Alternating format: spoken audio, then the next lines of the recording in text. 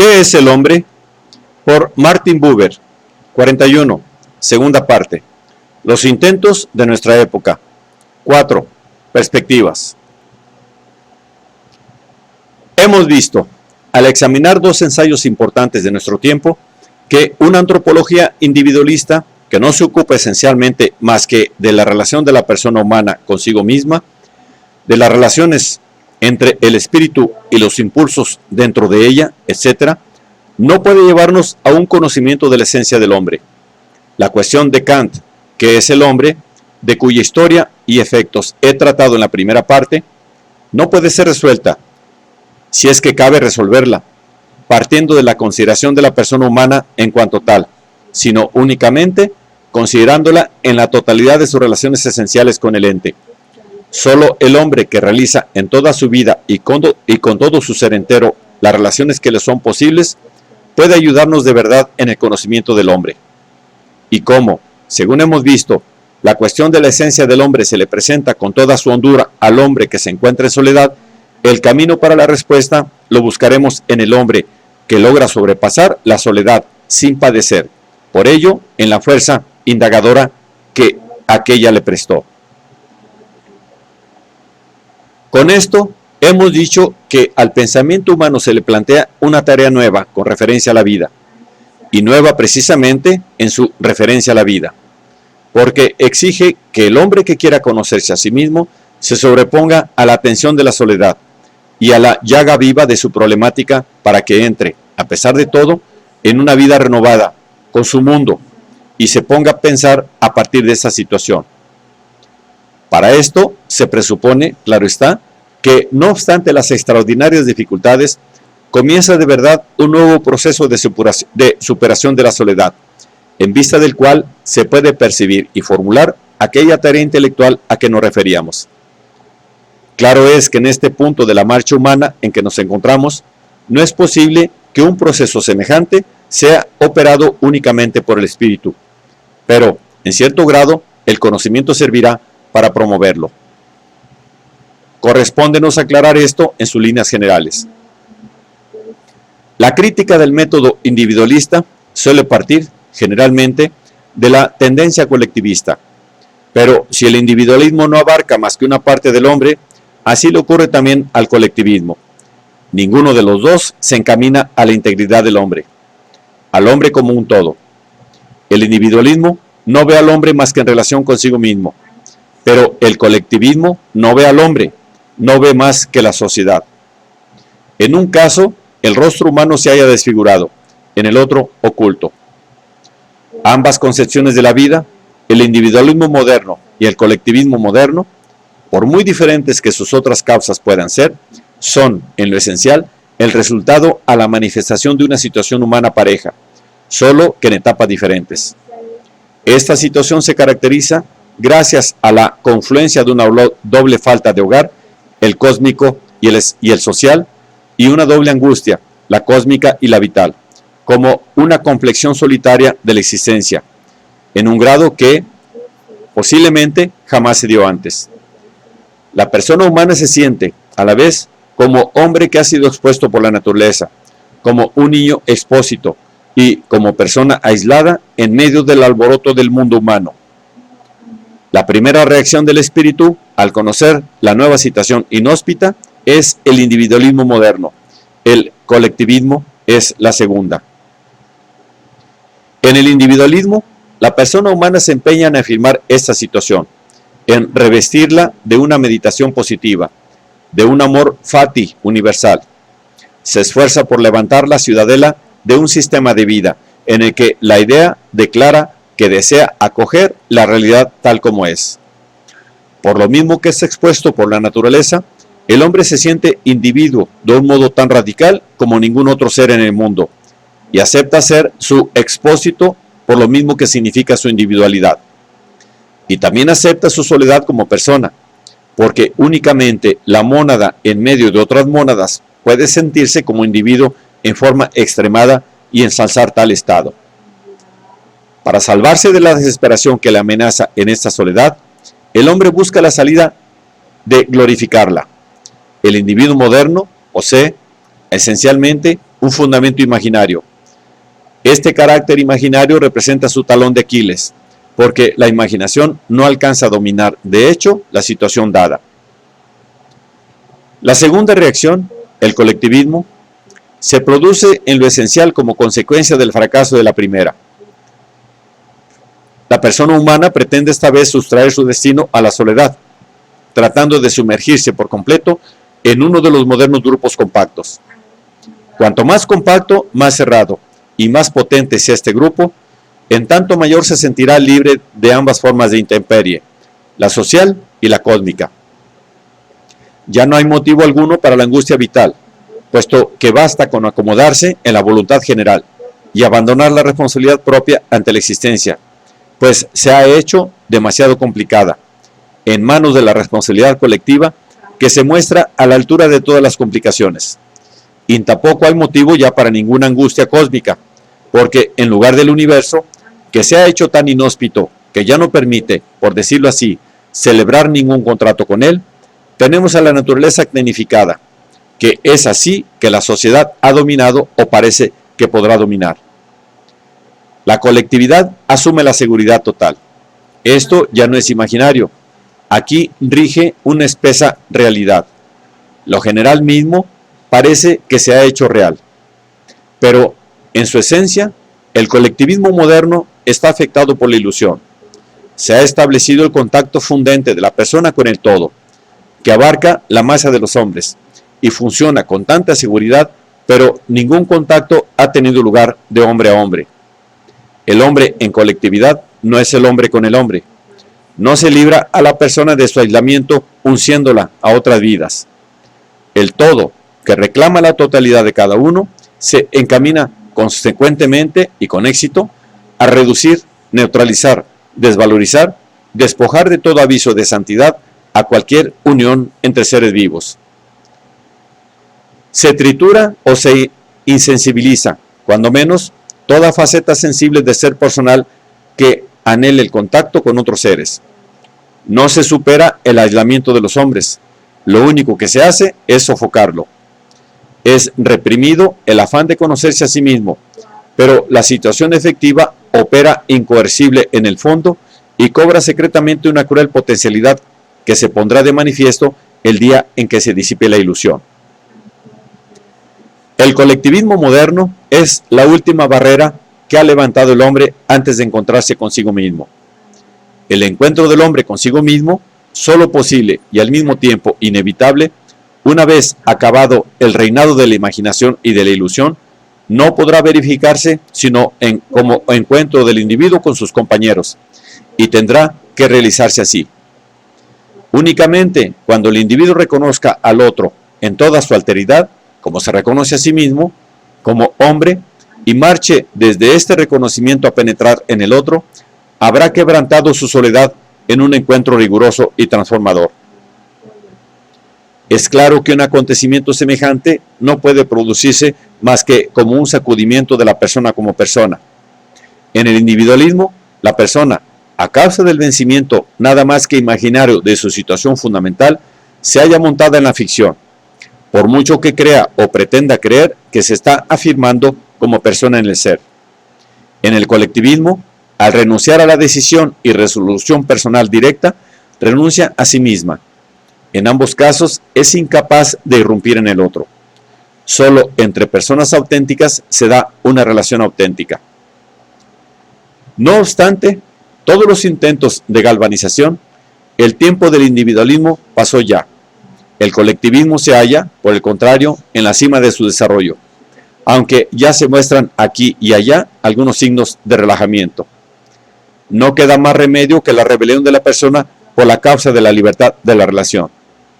Veo asomar por el horizonte, con la lentitud de todos los acontecimientos de la verdadera historia humana, un descontento tan enorme cual no se ha conocido jamás. No se tratará ya, como hasta ahora, de oponerse a una tendencia dominante en nombre de otras tendencias, sino de rebelarse contra la falsa realización de un gran anhelo, el anhelo de la comunidad, el anhelo de su realización auténtica. Se luchará contra la imagen deformada y por la forma pura, tal como ha sido contemplada por generaciones humanas llenas de fe y de esperanza. Estoy hablando de acciones vivas, pero la única manera de traerlas a vida es por medio del conocimiento vivo. Su primer paso ha de consistir en desbaratar una falsa alternativa que ha abrumado al pensamiento de nuestra época, la alternativa entre individualismo y colectivismo. Su primera indagación se enderezará a la búsqueda de la alternativa genuina excluida. Y por alternativa genuina excluida, no hay que entender ni una idea que se pueda reducir a esas otras dos, ni tampoco una mera componenda eléctrica entre ellas. La vida y el pensamiento se hallan ante la misma problemática.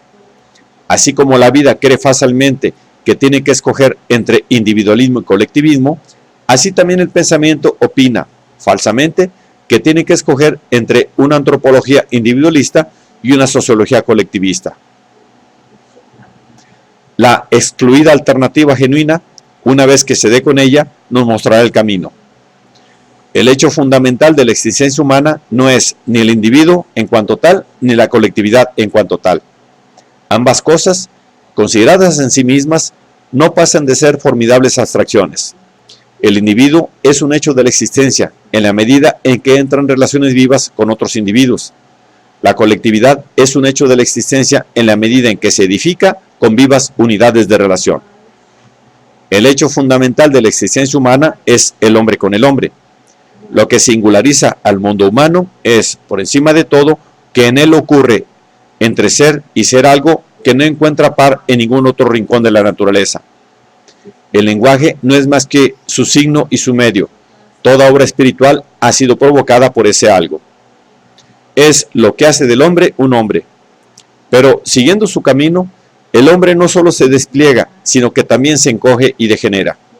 Sus raíces se hallan en que un ser busca a otro ser, como este otro ser concreto, para comunicar con él en una esfera común a los dos, pero que sobrepasa el campo propio de cada uno. Esta esfera, que ya está planteada con la existencia del hombre como hombre, pero que todavía no ha sido conceptualmente dibujada, la denomino la esfera del entre. Constituye una protocategoría de la realidad humana, aunque es verdad que se realiza en grados muy diferentes.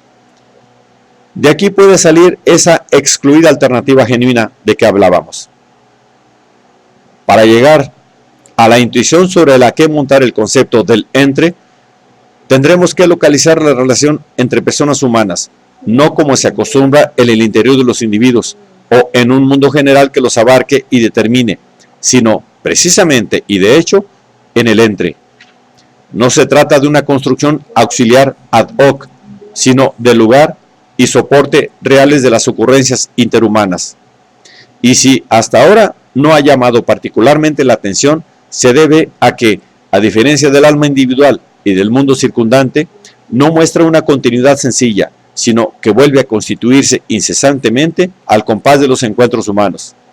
De ahí que lo que de derecho le correspondía se haya atribuido, sin la menor cavilación, a los elementos continuos alma y mundo.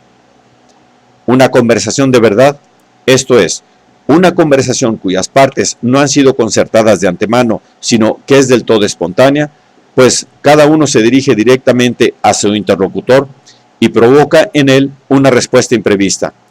Una verdadera lección, es decir, que no se repite maquinalmente para cumplir, ni es tampoco una lección cuyo resultado fuera conocido de antemano por el profesor, sino una lección que se desarrolla con sorpresas por ambas partes.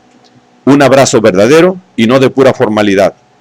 Un duelo de verdad y no una mera simulación.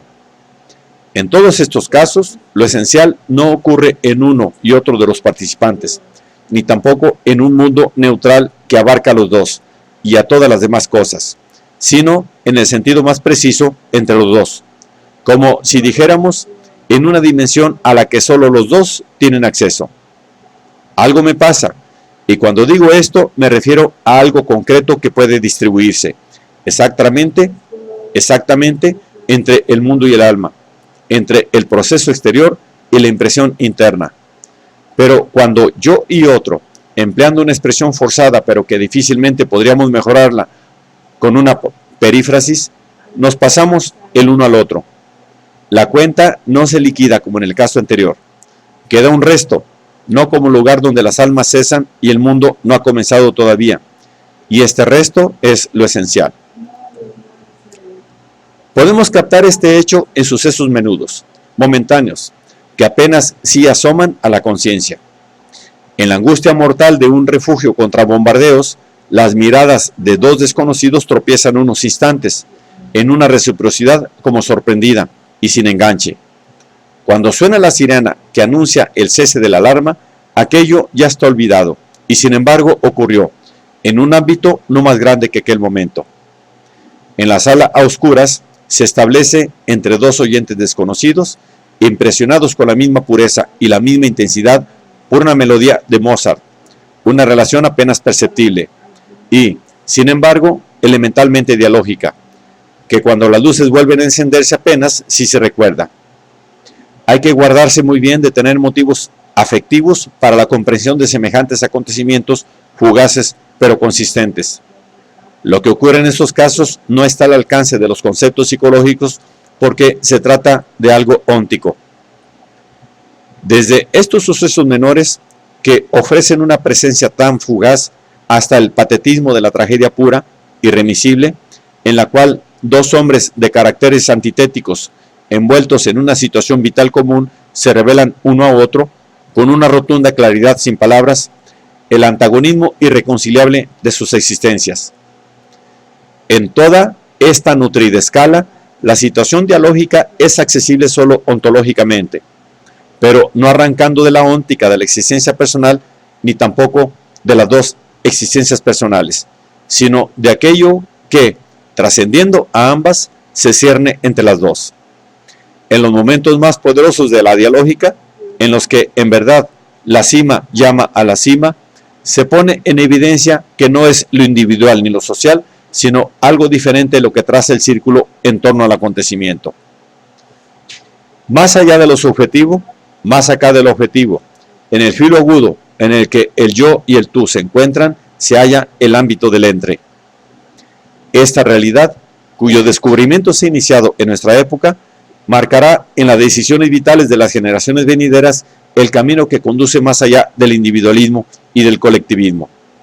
Aquí se anuncia la alternativa excluida cuyo conocimiento ayudará a que el género humano vuelva a producir personas auténticas y a fundar comunidades auténticas.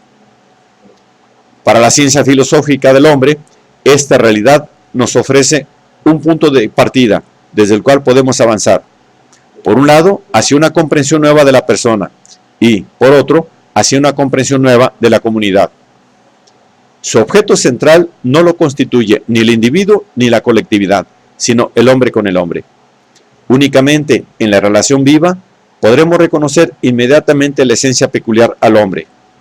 También el gorila es un individuo, también una termitera es una colectividad, pero el yo y el tú solo se dan en nuestro mundo, porque existe el hombre y el yo, ciertamente a través de la relación con el tú. La ciencia filosófica del hombre, que abarca la antropología y la sociología, tiene que partir de la consideración de este objeto, el hombre con el hombre. Si consideramos al individuo en sí, entonces llegaremos a ver tanto del hombre como vemos de la luna. Solo el hombre con el hombre es una imagen cabal. Si consideramos la totalidad en sí, entonces veremos tanto del hombre como vemos de la Vía Láctea. Solo el hombre con el hombre es una forma perfilada. Si consideramos el hombre con el hombre, veremos siempre la dualidad dinámica que constituye al ser humano. Aquí el que da y ahí el que recibe. Aquí la fuerza agresiva y allí la defensiva. Aquí el carácter que investiga y ahí el que ofrece información. Y siempre los dos a una, completándose con la distribución recíproca, ofreciéndosenos conjuntamente al hombre. Ahora podemos dirigirnos al individuo y reconocerlo como el hombre según sus probabilidades de relación. Podemos dirigirnos a la colectividad y reconocerla como el hombre según su plenitud de relación. Podremos aproximarnos a la respuesta de la pregunta, ¿qué es el hombre? Si acertamos a comprenderlo como el ser en cuya dialógica, en cuyo estar dos en recíproca presencia, se realiza y se reconoce cada vez el encuentro del uno con el otro.